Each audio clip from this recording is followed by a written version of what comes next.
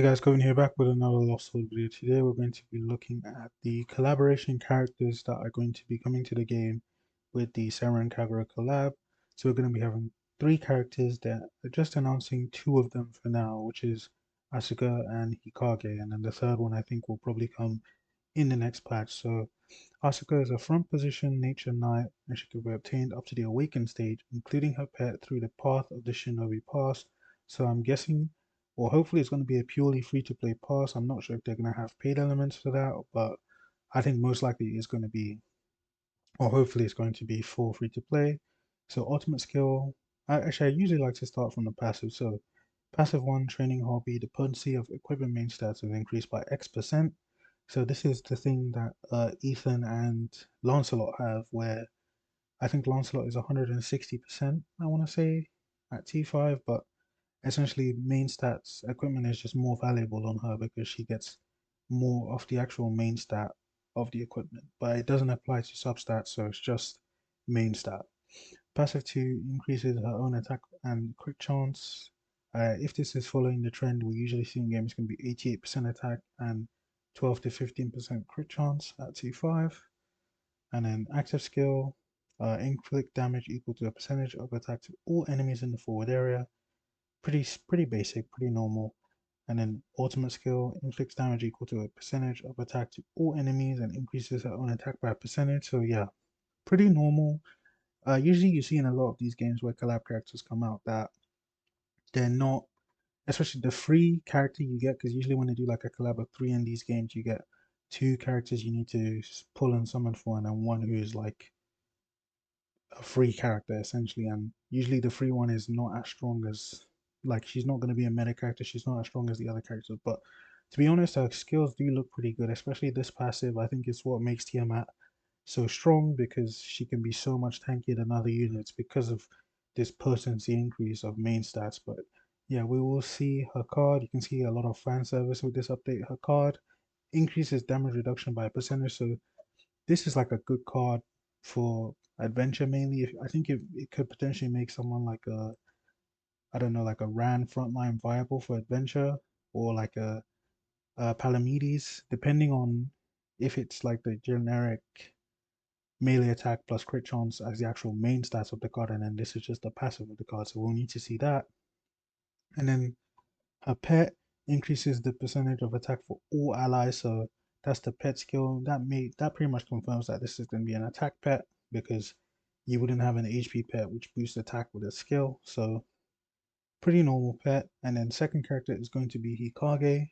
Hikage is a center position nature archer and can only be acquired through pickup summon. So her and the third character who will be revealed, I'm assuming in the next update, are the pickup summons or pickup characters we're going to be summoning for.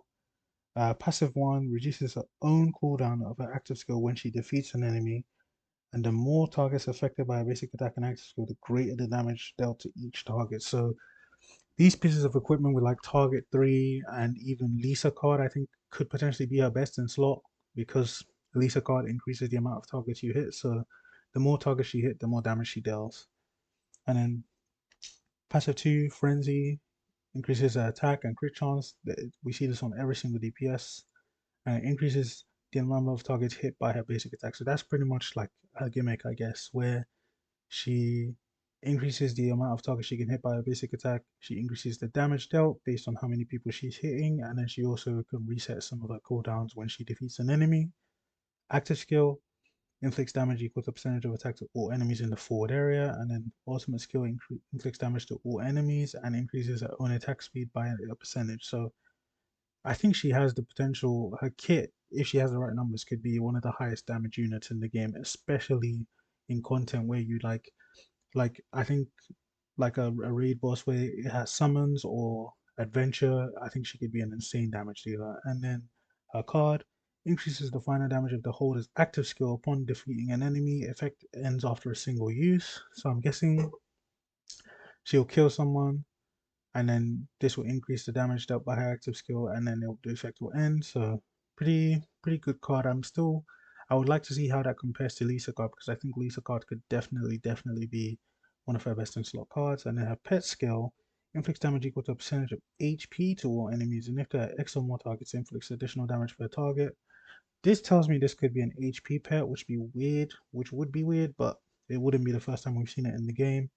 And then just to cover new content we have coming, we have Constellation, Black Goddess Constellation can be upgraded using Goddess Stones, and upon upgrading attack, defense, HP, and crit chance will increase. So very, very useful, and it will be very important to, I guess, like level this up. More information about the new improved star reincarnation will be introduced in next week developer notes. So they've confirmed next week we're going to get an additional developer note. New pickup event. Hikage, Anessa, and Isabel are going to be on banner. So definitely prioritize something for Hikage because she's not going to be like you're not going to be able to get her after this update, I guess. And then new side stories in search of Nijutsu. So I'm guessing this is connected to the collab, and then this is probably linked to how you get the collab. And then 5-star balance adjustment. They haven't confirmed or they didn't say which characters they're going to be looking at, but hopefully, fingers crossed for me, I would like to see Aran and Palamedes buff because they are two of my favorite characters. But I like that they're kind of going to be looking, or it looks like they're buffing characters every patch. Luira cutscene quality improvement, Star Incarnation score rewards improvement, and ranking rewards improvement. Coliseum season mission rewards claim system improves, so I'm guessing they're going to add like a claim all maybe, I'm not sure. New sorting option on the character chat, and then a frame will be added for equipment that has special options of certain quality. So yeah, overall pretty good update. I think the new characters definitely have some potential. I'll be testing them on day one as soon as I can. I do plan on awakening all the new characters that are summonable, and then we obviously get one for free that we can awaken, so that's going to be very nice. And yeah, see you guys in the next one.